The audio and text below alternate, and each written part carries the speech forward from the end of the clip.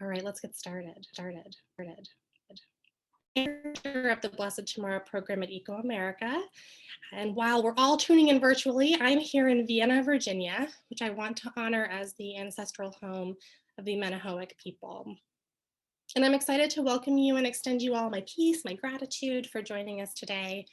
This is our episode, Make Me an Instrument of Peace, bringing people together to care for creation. And we're going to be talking about civil discourse, which I think is a very interesting and important and salient topic for us all right now, particularly in the context of climate and with some very special guests. But before I introduce them, I want to share some helpful context in an opening segment that we've been calling the Climate Quick Take. So first, as we get started in our discussion today, I want to point you to a very interesting story that was recently published in the Associated Press. The title of the article is called One Country Worlds Apart, Bridging the Divide.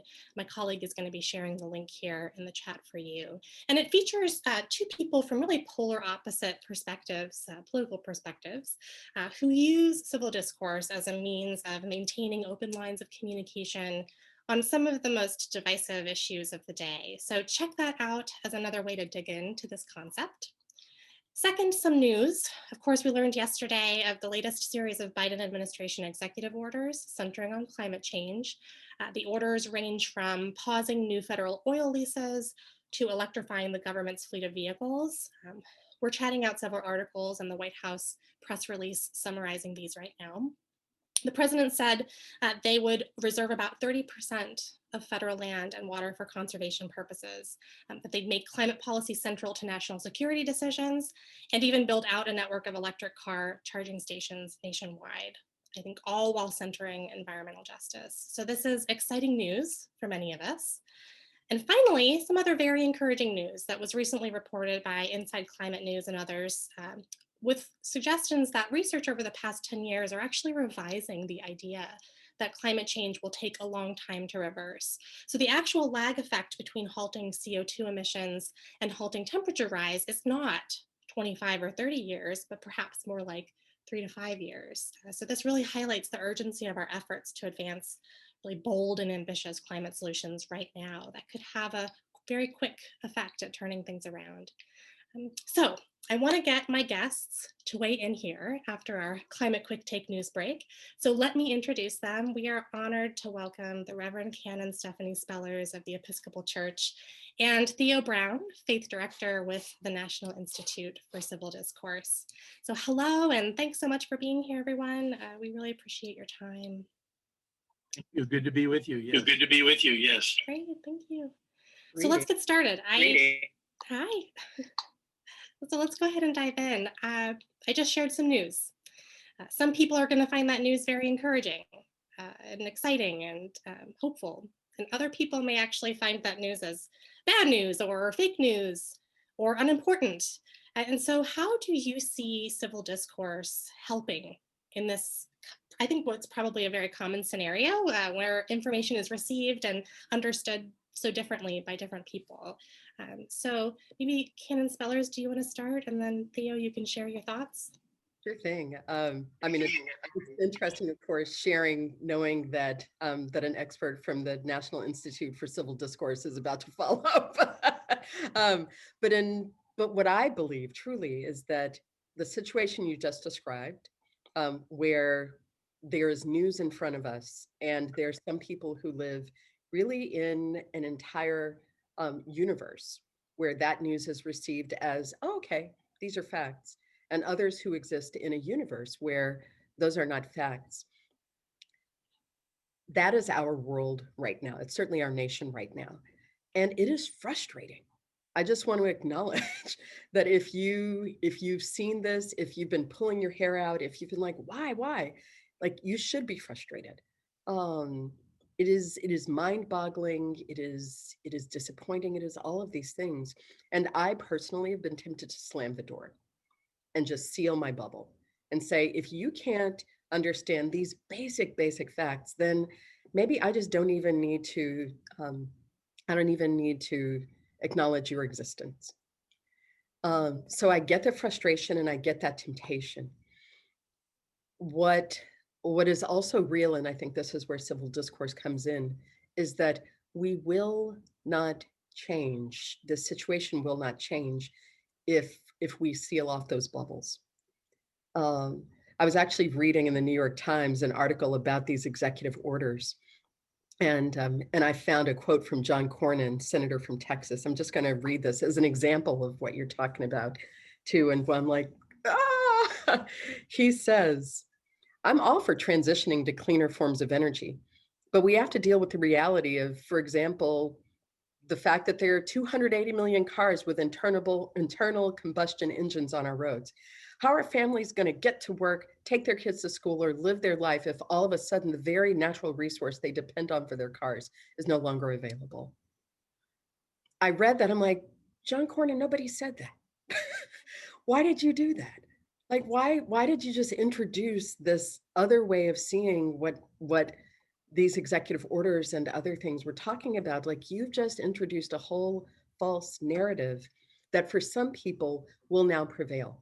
The idea that they want to take away our car and they want to take away all the gas. You won't have any gas. Remember when you had to sit in line, and wait for gas, or the prices were so high? That's what they're going to do to you next. So the only way we can dismantle that is by actually connecting, I think, honestly, very much at a person-to-person level, so that we can say, I know that it's tempting for you to hear this, but I'm not sealing my bubble off against you. I'm going to be here in front of you, sharing what is true, and I'm not going anywhere. So Theo, what are your thoughts? I mean, why civil discourse? I certainly concur that the problem of people having different sets of facts, or people talking about false news, is a real hard problem, and a special one. I do think that the kind of things one does in dialogue or in civil discourse have relevance there. It's harder in some ways. There are also the folks that you mentioned who will sort of agree on what happened, but they just have a very different view of what happened. And I think in both of those cases, one of the things that if you're really trying to practice a certain kind of dialogue or discourse with someone, one of the great values of that is learning and trying to see things from someone else's point of view. And if you really do practice it and think about and ask yourself certain questions, you can really get some insight. If you really listen, you can get some insight about what someone else is thinking. And I think that's the one great value it brings in either of these, even if they have a different set of facts. If you're really in a conversation with them, why do you feel that way? What leads you to trust this source of facts and not others? And the more we can learn about the point of view of people who disagree with us, the better shape we are in to move the conversation forward. So I think in both those cases, at least that experience can be valuable. And so, Theo, I'm curious. I mean, I know a lot of your work has been rooted in kind of spiritual teachings as a root for some of this work. So how do you use spiritual teaching, things like the Golden Rule Project that I know the Episcopal Church was also involved in? My colleague will share a link out here for the program. Well, the overall work of NICD is to try to help do what the name says, help folks across the country have better discussions. Civil discourse is such a formal sounding term in some ways, but what we're really meaning is to be able to have real conversations with people where we listen to them and we can learn and we can look for ways to work together. And so our whole effort is to try to do that. As part of that, there are certain kind of basic principles that work. They're not secret. I think most people are aware. There are things you can do. Sometimes people who do discussions talk about ground rules or guidelines for a discussion as a way to have a different kind of conversation that isn't an argument. And in terms of spiritual insight on this, I mean, there's so many things in the Christian tradition, other faith traditions too, but within our tradition, that give real insight about how we ought to talk to each other. It's just filled with the advice, examples, admonition about how we ought to treat other people. And we honed in on the use of the Golden Rule in a lot of our work because it's so basic and it's so fundamental, and it's known by everybody, people of faith and people who aren't of faith. And it appears in other traditions too, not just ours, So it's a wonderful principle. Think about it. Do unto others as you'd have them do unto you. wow, if you really apply that in a conversation, what does that mean? Well, what do I not want, or what do I want? I don't want to be interrupted. I don't want someone to call names. I don't want someone to hog all the time. I don't want them to say things that aren't true. A whole number of things come up very quickly that we all want, really, if we're in a conversation. So I think a lot of those kind of spiritual principles, flow, directly into guidelines, ground rules, and goals. And so that's what we do in the Golden Rule 2020 project, try to point out to congregations that as you're thinking about bridging divides in the country, or that there really are lessons and answers within our own tradition. And there are a number of scriptures we point to. I'm a particular fan of, let me get it right, James 1:19. Everyone must be quick to listen, slow to speak, and slow to become angry. Wow, that's some pretty good ground rules for conversation right there. And so I think our tradition is rich with these sort of things. And what we try to do is apply those, and they really do match up with the principles that we teach in the more secular world. I think you're absolutely right. Thanks so much. And I know, go ahead. Yeah, I was just going to dive in, like kind of vibing with Theo on all of this. When I was just when I think about civil discourse, of course, I picture Jesus out there just in the way he lived, not only in the teachings and various places, but just how he lived in the world. He was constantly encountering people who were unlike him.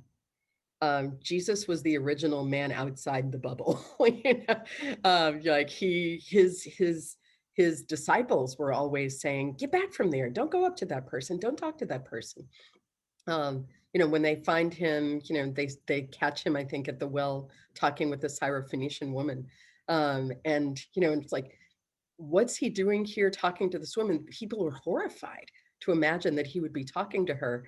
And as they're talking, it's not even something where he's calmly teaching her and she's nodding. They're disagreeing on some things. And Jesus invites that. He stays in that with her, and it ends up blessing both of them. So I picture not only what Jesus said, but how he lived as an example for how we can live that kind of, honestly, that nonviolent way of being in the world. And just to add on that, I think that's exactly right. And what you see in those encounters is they're transformative. Yes. The way that Jesus gives this radical acceptance to people shows respect in cases it transforms those people, because that's not what they're expecting from him, And that's why, we like to say sometimes, like the golden rule, it's a personal practice if you are a person, a spiritual person, or want to be. But on the other hand, it's a practical strategy. It really is the only kind of returning evil with evil. We know where that goes. And it's the genius and brilliance of the civil rights movement and the teachings of Dr. King and the others. It's, hey, guess what? We're not just laying down and this is a strategy. And it's a strategy based on radical acceptance and love and respect. And it does change dynamics when that's practiced. And those stories of Jesus show it time after time, where he has an encounter and treats them differently than they expect, and it changes their life. Absolutely. I just want to offer, there's another spiritual teaching I just want to throw out there briefly. Before I was Christian, I studied Buddhism and practiced Buddhism. And for me, that's still really an integral part of my faith life. And so I think of how Buddhists point to kind of ways of living, ways of being in the world that are radically nonviolent. And I've actually incorporated it into my prayer life each night. When I go to bed, I kind of do this Jesus Buddha hybrid thing. And what I pray is I take my cross actually, and I say, Jesus, be in my mind so that I might think rightly. And of course, the Buddhists would speak of right thinking. And then I place the cross to my lips and I say, Jesus, be in my speech so that I may speak words of love. And the Buddhists would call that right speech. And then I put the cross to my hands and say, Jesus, please be in my hands that I might heal and touch in ways that are healing and loving. And for Buddhists, that would be right action. So I, again, just kind of, we can weave this in so many different directions, but the point is that if you have any grounding in values at all, eventually there's going to be a teaching and a practice that kind of snaps you out of this instinctive othering of the people around you. Wonderful. And I want to give a shout out. There is a really incredible festival going on right now with friends in in the Jewish community, the Big Bold Jewish Climate Fest. And there are several sessions that kind of get at some of this. In fact, one of the prayers and meditations that was offered this morning really talked about, rooting all of us in our spiritual traditions, in our scriptures for the work ahead. So just want to call that out as well. So we just kind of touched on it briefly, but I want to ask, I mean, can civil discourse really move people to different thinking and to action? I mean, should we expect civil discourse to change hearts and minds, in the context of climate change or any other hot button policy topic today?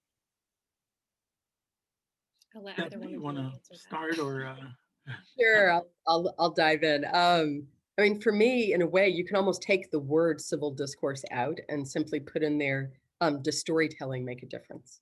Does listening make a difference? And what we know is that these are actually some of the most transformative practices available to human beings. That as we hold space for one another to be, as we, like, if I'm listening to you and I'm sharing my truth, even if we disagree, if I'm sharing that truth and I'm listening to yours, automatically we have reversed something, and we have presented a different reality. We have presented a reality where we both matter, where we both have value, where I am honoring your humanity and I'm inviting you to honor mine.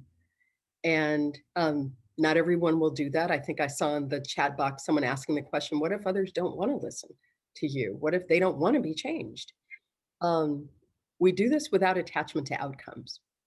So you don't do this kind of listening and sharing because you're like, I'm going to change you. You need to be transformed, and I'm going to be the one to make it happen. We know that these practices are some of the most powerful ones available to human beings, and we know that there is a mystery in how they get lived out. And so we surrender our attachment to outcomes. There's my Buddhist stuff again for you, surrendering attachment to outcome, but still committing deeply to the practice, because we know that there's actually not another way, not a better way, that human hearts change. Yeah, no, I think that's really, really good. I think one thing that I try to keep in mind on this is, you say, does it change or make a difference? Well, some places and sometimes more than others. It's not magic that if you just listen to somebody or have a dialogue according that someone's going to change. And again, I see in the chat, I see some questions about politicians. Well, what's their incentive to change? And well, I think there can be, depending on the situation. I think there's certainly cases where real dialogue and deep listening has had an impact on legislation because people understand what people on the other side wanted in a certain way. I also think our politics are stuck enough right now in the US Senate and other places where I'm naive enough to think that just a few good ground rules in a conversation is going to break the logjam. I think there's some cases where it can be valuable, but it's more, I'm thinking we're talking here about the broader public, other people in our community that we want to work with, coalitions we want to build with people who may be different than us, but we want to work with them on creation care issues or things like that. So I think dialogue can, and civil discourse, call it what you want, can have a profound impact. Partly you're building relationships with people. And right now, if we just stand on each opposite sides and yell at each other and throw at things at each other, we know that's not working.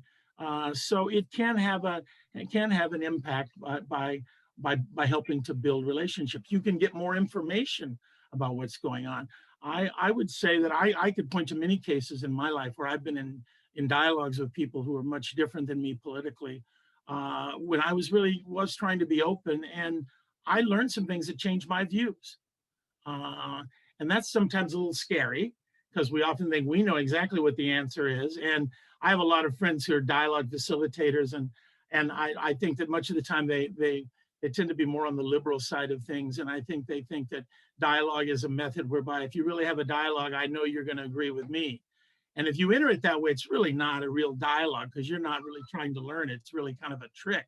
You know, you have to be open yourself, not necessarily to changing fundamentally, but to realizing there may be something about an issue you don't know.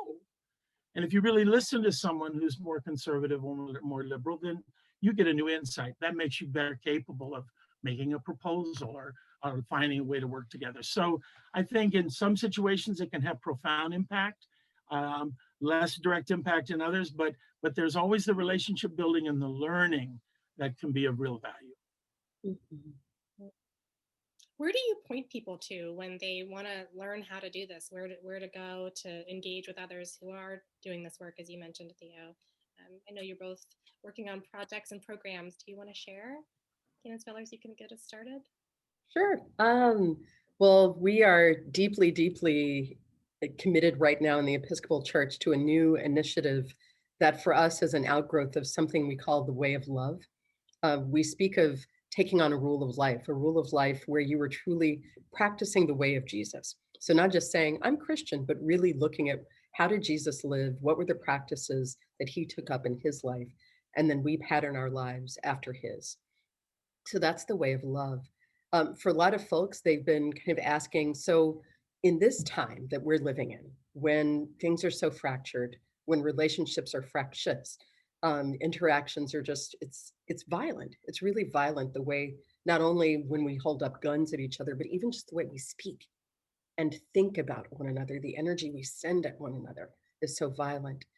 And so what we've been introducing, even actually I think just over the last 2 weeks, is this concept, this campaign really of from many one. And if you take that phrase, it's actually the English translation of E pluribus unum, which of course is the motto that's on the U.S. seal, from many one. The idea that yes, you can have this diversity, and in fact, that's what we're made of. Like we are made of all of us, the from many, but from many, there is a one, there is a unity, there is a diverse yet more perfect union, and we together can forge that beloved community. So we are inviting Episcopalians and our neighbors to, and if it may go into the chat box if it's not already, but just at episcopalchurch.org/from many one, and that's spelling out the word one. But we're inviting people to ask 4 questions, to find a neighbor, a friend. So it doesn't have to be a small group. It doesn't have to be a big program. Find one other person, maybe someone you agree with, but then maybe later someone you disagree with, and ask them and really sit together and share. What do you love? So in other words, what do you value? What do you center your life on? What do you love? The second question is, what have you lost? Mm. So even in that moment, we're like, what have I lost? What are the, oh, thank you, Phoebe. What have I lost? What has been taken from me or from my community? Where does it hurt? And I think in that moment, we're inviting people to really share with each other about like, where do I hold my anger, my pain? What are the things that have deeply wounded me in my life because of structural forces or even personal ones? But giving people the opportunity to say, for instance, like you may be a white, middle-class, straight man with great education. People think you haven't lost anything, but I bet you have. So share what you've lost, share where it hurts. And I will share where it hurts for me. And then finally, the last question is, what do you dream? And it gives us the opportunity to share with each other about the world we dream of, and to discover, maybe in some cases, hey, you're dreaming the same kind of world I am.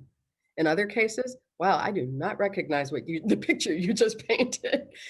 And the point is not to come to agreement, but it's to learn about what drives us and to hold space with one another and to develop curiosity and compassion. I can't say enough that we need actual practices that grow in us the ability, the capacity for compassion, curiosity, wonder. I get excited about going into conversations like the ones we're hosting through From Many One, because they're people I know, and I don't know how they would answer these questions. They're people I greatly disagree with, and I am so curious how they would answer these questions because I think it would make them more human than maybe I even want them to be. So on the page for From Many One, we have videos. We're starting a kind of catalog of videos of folks having these conversations. We have a guide so you can learn about civil discourse and about just kind of holding a space, having this conversation with others.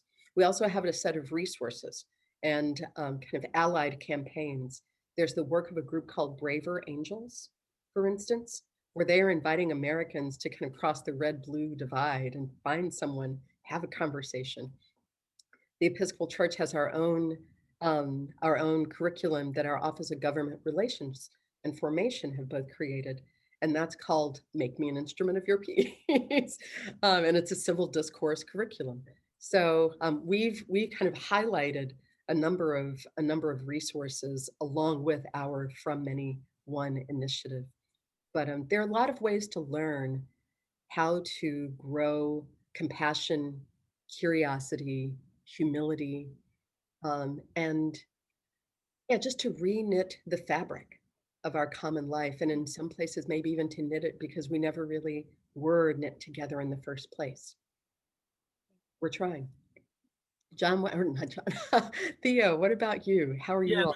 I just to build on that, there are a lot of really good efforts that have started in the last few years. Some were older than that, where people are trying to find ways to bridge divides and broaden coalitions and all. And I'm glad you mentioned the curriculum that your church has on civil discourse. I've recommended it and used it. It's a very good example of what some denominations are doing. A number of churches have their own programs and within their denomination are doing this. I want to mention a website, and I think we have the link we're going to put up. There's an effort called the Bridge Alliance, and the Bridge Alliance is kind of a clearinghouse, if you will, or a network of many different dozens of organizations that are doing that bridging. It's folks who are trying to bridge, and some do training, some allow you to plug in different ways. There are efforts around listening and all kinds of. So if this, I think there are a number of things you can look at. We have there's both the general NICD website and also our Golden Rule 2020 website, goldenrule2020.org. And it has some links to resources there and how you apply some of these spiritual principles and all in dialogue.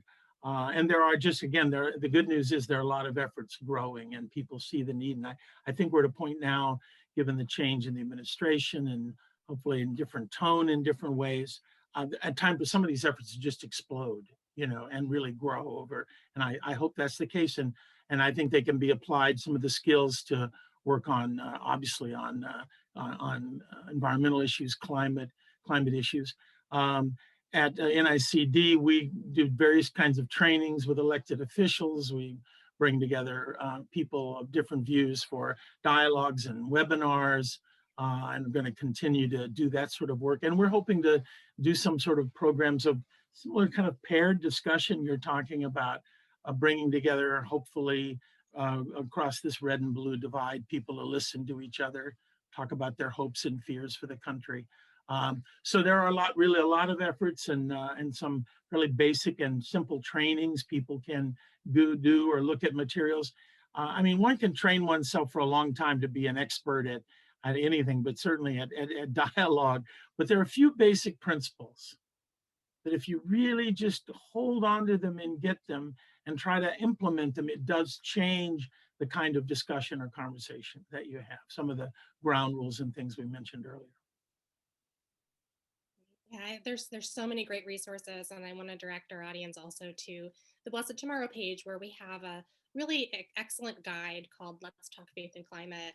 that gets at some of these, the flow that you can follow to open a discussion with someone for whom this may not be their main topic, climate change. They may have questions about it or have skepticism.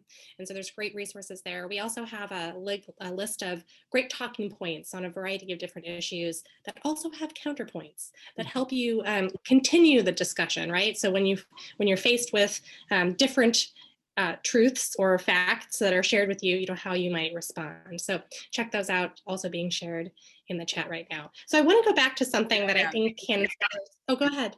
No, Anita, I was actually just going to give a shout out to the very resources you were just naming. I have found what you were just describing so helpful. Those ecoAmerica, BlessedTomorrow resources for just talking with people, and especially that point counterpoint. I remember reading that and being like, thank you.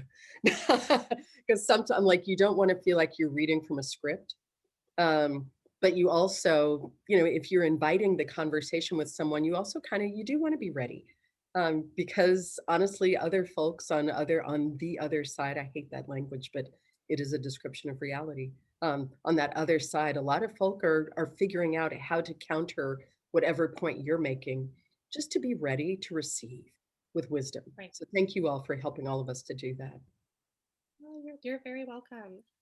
And I wanted to go back to something that you referenced earlier, which is this idea that, there are people who, when they hear civil discourse or opening lines of communication, coming to a conversation with an open heart and mind, they're like, no, thank you. I've done that already. Like, I'm ready to, I'm fighting the good fight. I want to, show up and protest and hold my policymakers accountable, and I just don't have time for that. Like, how do you respond? Because I think some of our audience may be feeling that way. And how do you respond and encourage people to consider this and to keep this open? Well, I think, again, part of it is, who are you talking about reaching out to? Not everybody is reachable in the same way. And I think one has to think and kind of target. I'm not talking about going to the most extreme person who's in denial about climate change, or lives in another reality and is has animosity towards that. I'm not sure this is the folks we're talking about trying to reach here. If you've countered a conversation with someone like that, doing some listening and probing is, but there are other people who are also concerned about the country and are concerned, who are more conservative, say, than maybe most of the people on this webcast, or who work with BlessedTomorrow, who do care and who are concerned, and they may be concerned about divisions in the country, concerned about the environment. Liberal Democrats are not the only ones who care about the environment and having a clean environment. And I think if we don't watch out, we can slide into stereotyping, because we can see the most extreme version of who's against us or has different views. And there are gradations within there, And I think particularly in the faith community, in terms of trying to engage with people of faith, there's a lot of common ground you can talk about. There are a lot of things about, caring for the earth and respect for life and belief in the sanctity of each human being and all of the kinds of God's creation. I mean, there are a lot of ways you can. So I think there are people who are different or have different views, but not totally, critical of, or opposed to some of the goals we're talking about. So part of it's there are gradations of folks who we may want to engage. We have to keep that in mind, because if we don't watch out, the worst example pops up in our head. We say, I could never talk to that person. I'm curious, in addition to these potential one-on-one conversations that we can be having with, our congregation members, our friends and family, our neighbors, et cetera, are there other ways that you try to open and get out of the echo chamber? I think a lot of us here may be, as you mentioned, kind of immersed in environmental issues and environmental justice and climate change work, and are receiving a lot of information that might be all the same. Are there ways that you've tried to open your receipt of information? I confess that every now and then I turn on Fox News, and I don't expect to be surprised or whatever, but I try to stay curious. I try to stay curious about what is the news other people are hearing. Like I expect, like I will definitely want to see what do they have to say about these executive orders. I've already seen the talking point from John Cornyn, but what will other folks be saying about it? I'm again, like I have to develop that curiosity. And I sometimes even have to ask God to increase my curiosity, because the truth is there's a part of me that's like, I don't care. I don't care what you think or why you think it, because you're wrong. And so those are those moments when I have to say, God, maintain my conviction and my commitment, but at the same time, increase my curiosity. And I think that the two can live side by side. So taking in news sources that other folks may be seeing, people who come from a different perspective.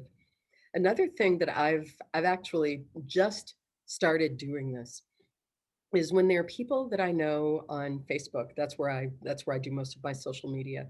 On Facebook, if there's someone who like I'll just say it, there's a guy that I went to high school with who seems to enjoy, just he's not being ugly, like he's engaging and he keeps showing up, and I'm like, huh. And it has occurred to me, I'm like, I think I want to reach out to him, just like on Facebook Messenger, and say, would you like to talk? Now, he's not someone who I would identify as a friend or a family member. He's someone I know, but specifically on social media. And but I'm thinking, in fact, I know I'm going to do this, just to reach out to him, because in social media, I think we actually have a few more of those access points, entry points into connection with people than we would in our official circles. Like everybody knows, like however many friends you have on Facebook is not the actual number. So it is a place where you can engage people in conversation and invite folk to take a conversation offline, so that you can then ask them some of those questions, like the ones that I was sharing for around From Many One. Like I'm looking forward to sitting with this guy from high school and saying, what do you love? What do you value? What have you lost? Like I can tell in his comments, something is hurting him. He has lost something. Maybe he's lost a feeling that America works for him. I don't know. He's lost something. And I actually want to find out what that is, even if ultimately what he names as what he's lost or what has hurt him have actually been the things that have been life-giving for me. Like it's highly probable that he will cite, various movements for change that have made my life better as the things that have taken something from him.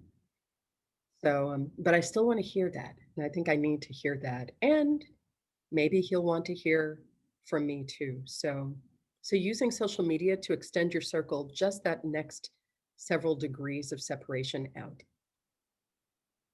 Yeah, in some ways, I think the key point is just that we have to be aware that we have to make conscious decisions or make specific steps to get out of the bubble in that way. It's so easy to just be around folks who share our views. This great book from the 90s, I always, maybe it was early 2000s, that I always mention to people, The Big Sort, about how talks about all this data about how we are sorting ourselves, not just by politics, but by lifestyle. And we need to be aware of that and do some specific things like Stephanie suggested or other things. I think finding organizations that you sort of think are really that you trust in, that they're serious organizations, but maybe they have a different point of view than you have. An environmental group that is more conservative than you may be on certain issues. Again, not the very extreme. There's no point in reading what that stuff. But there are people who are also interested in the issue who have a different view, and reading those kinds of things. Yes, looking at different news programs that have that, trying to listen to people when there are opportunities, subscribing to journals, reading a National Review occasionally and seeing what they say about what is, because there are the serious conservative folks who have a point of view that's very serious, and they make an argument about what government should or shouldn't do, et cetera. Anyway, those kinds of, but I think the key thing is we have to realize, we have to make specific choices to do that, or it won't happen. What am I doing this week to learn or expand or stay aware of what others are thinking. And we have to choose to make those take those actions. Yeah, and I so appreciate Candace Villers, your point that there, there are ways that we can do that, increase that curiosity while still being very true and honor the healthy boundaries that we need to ensure that we're not, letting ourselves go into something that's going to harm us potentially, right? So that should never necessarily be something we're aiming for. I want to get to some audience questions here, but I also, just in terms of other books that might be helpful for folks who are listening, one of our Blessed Tomorrow Circle members, Leadership Circle members, the Reverend Dr. Leah Shade, has done a lot of research around engaging, particularly for clergy, in the Christian tradition and others, around the topic of climate change and other kind of hot button policy issues. And she published a book called Preaching in the Purple Zone. Again, that's research-based, but provides a whole host of really wonderful guidance and tools and strategies to help clergy and potentially lay leaders bring these topics forward in a congregational setting. So it's being chatted out now, but another helpful resource. So I want to go to some more audience questions. And we had one here from Sarah in Illinois who asks, and this is probably for Canon's Villers, but who asks, how does the church and its members properly communicate that climate change is deeply related to human life, to race and the poor? Mm-hmm. Are there things that you would respond to that? Absolutely. I think this has gotten easier. I'm sad to say it's gotten easier because of very public instances like the poisoning of the water in Flint, Michigan, because of the extreme climate impact that we've seen in poor places in color. Thinking about Hurricane Katrina and others, thinking about, the way that we have now seen how often the face of suffering because of climate impact, because of climate change, the face of suffering is often a Black person, it's a brown person, it's an Asian person, it's a Native person. And so I think people are starting to make those connections. I'm sad to say that it used to be, maybe 30 years ago, you pictured, the white liberal who didn't really care about people of color, cared more about trees than they did about a person of color suffering. I don't think we have that picture quite as clear in our heads anymore, and I'm glad of that. So reality has, I think, begun to debunk this idea that climate change and concern about race are somehow separate, or concern about poverty is separate from that. We in the Episcopal Church, we've been very intentional about doing our work intersectionally. And so we talked a lot about intersectionality. So for instance, we have a director for reconciliation, justice, and creation care. She lives at that intersection. Melanie Mullen is her name. And so she's, this brilliant Black woman who goes all over the church and beyond, teaching, preaching about the intersections of racism, environmental devastation, and poverty. And what we see is more and more communities of color reaching out and saying, hey, can you come and talk to us about that? But also we see that when she's going into spaces talking about climate impact, that she's bringing the conversation from the tables where it was talk about race and environmental racism. She's able to bring that in. So she is, for me at least, the embodiment of our approach. That we have folk who are very passionate about climate change, or addressing climate change. We have folks who are very passionate about addressing racism, and we have folk who are very passionate about addressing economic justice. We are trying hard to help them to see that if you care about one, you already care about the others. It's not even that I have to convince you, you're already there. I just need to reveal to you that the connections are already right there in front of you. We also have something we call the asset map, which is a map of Episcopal churches and ministries all across our church.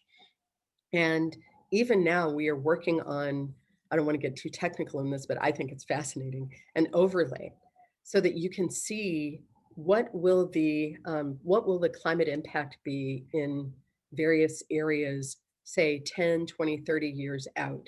What are some of the places where we can predict climate disasters? Because we can. And you can overlay that with where are the communities of color, where are the poorest people.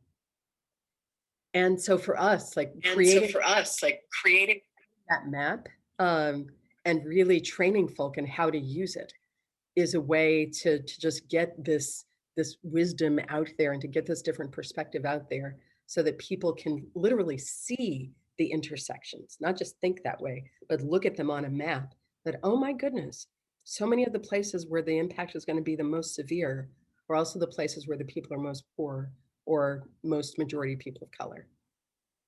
Mm-hmm.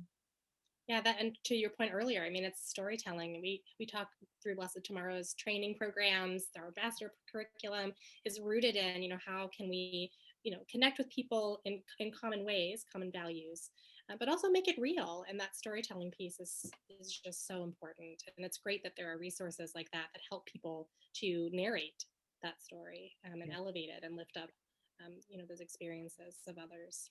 Or themselves, if they themselves are living in that community and they just need to have some language and some data to be able to point to. Exactly. So thank you for those. Mm-hmm. We had another question here from Cheryl, who asks and wonders if the speakers could share a personal story where genuine curiosity and listening to another actually produced some new understanding or transformation in your own thinking. Do either of you want to share something, an experience? I can mention one. It was one I thought of earlier when we were talking about how one gets changed by dialogue. When I first began to, I spent the first 15 years of my career as a community organizer, activist, advocate, a lobbyist. And I began after that time to begin to look at issues around maybe dialogue and conflict resolution and how these might help some of the problems I've been concerned about because we seem so divided. And I do recall an instant when I first began to really practice dialogue long ago now in the 1980s when we were in the middle of just terrible fear about the threat of nuclear war and on the arms race. And I was crusading, want to do away with all nuclear weapons. And I certainly have, but the point is, I didn't have much understanding of really international politics and geopolitics and what some of the realities were of dealing with the Soviet Union at that time, and engaging in conversation with some much more conservative than me folks from the Heritage Foundation and some other places really had a big impact on my thinking. I didn't abandon all of my views about what I saw about peace, but I saw how much more complicated it was and how, guess what? There really are some scary things here that they pointed out to me I wasn't aware, and it had a very big impact on me. And it also began to make me want to do more and more work in the realm of dialogue because I saw how by being open, I felt it refined and made my position better because I had more nuanced understanding of the problem after those dialogues. We are running out of time, and I want to go to our last question here. And I just want to say thank you to all of the audience participants who have been sharing great questions. I think we've gotten to many of them, but if we haven't, maybe there are ways that we can share some additional resources after the webcast. But so last question, maybe with 30-second response or 45-second response, what is one thing that you would encourage everyone listening today to do right now?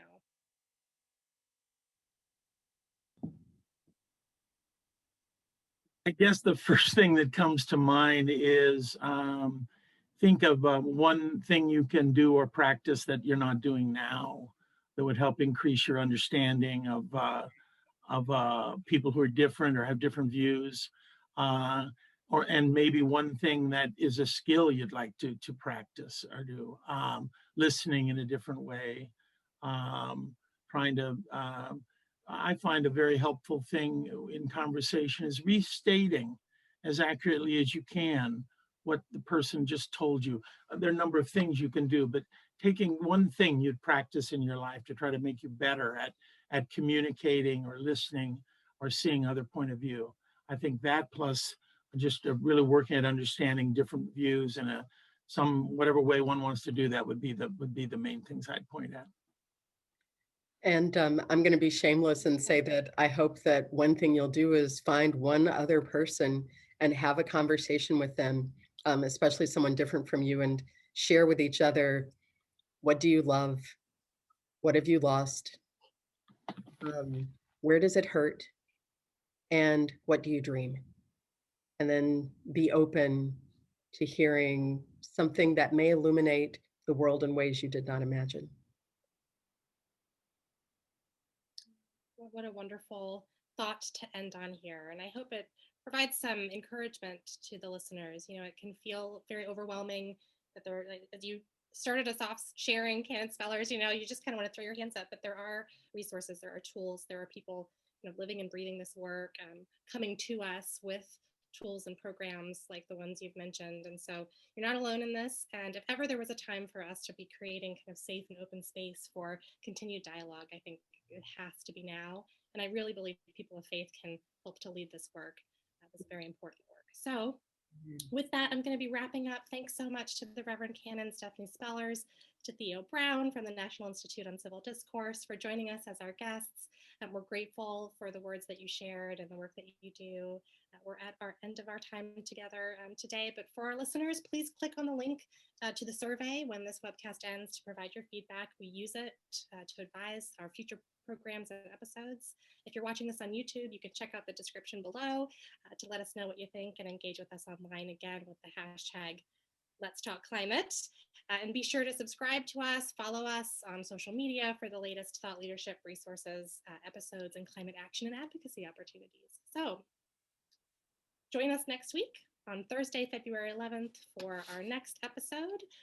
And then we'll also have another Blessed Tomorrow focused episode on February 25th, focused on mental health and climate impacts and the role of the faith community in serving our communities and serving others.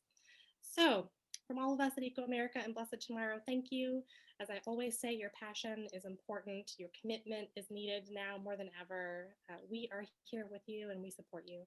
So we'll see you next week. Thanks, everyone. Bye-bye.